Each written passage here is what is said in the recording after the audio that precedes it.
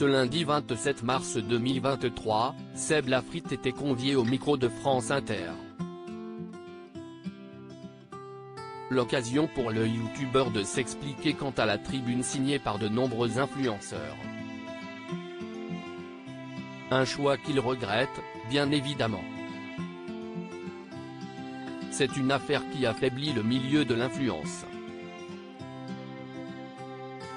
Alors que la France est fragilisée suite au passage en force de la réforme des retraites, de nombreux influenceurs se mobilisent pour faire entendre leur voix.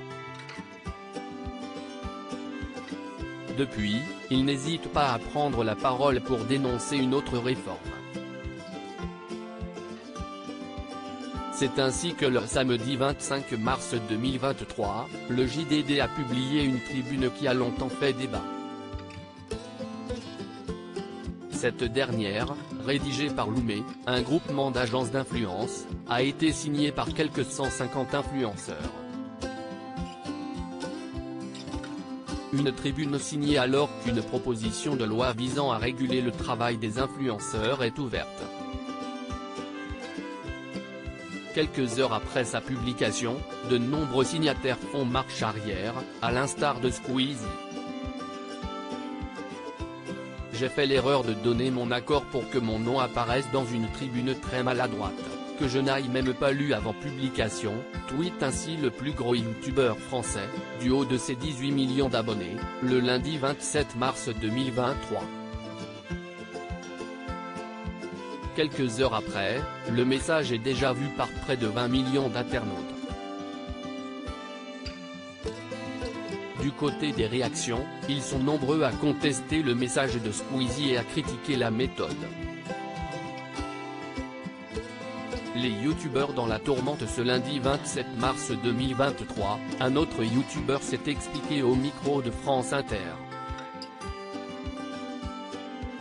On a tous globalement signé un truc avec 2-3 échanges WhatsApp, ce qui est la honte pour nous parce qu'on passe un peu pour des cons, confie alors Seb Lafrite. Pour rappel, l'exécutif souhaite faire une loi intégrant de nouvelles règles, comme l'interdiction des publicités pour la chirurgie esthétique. La séquence est partagée sur le compte Twitter officiel de la station, faisant réagir de nombreux internautes. Un sujet bien éloigné des habitudes de Seb Lafrite. Et il s'en explique. Ça nous fait un peu passer pour des gens contre ce qui va être fait, alors qu'on est pour. On nous a vendu le texte comme quelque chose qui ferait une nuance entre les créateurs de contenu et les influenceurs de Dubaï. On s'est tous fait avoir de la même manière, concède le compagnon de Lena Situation.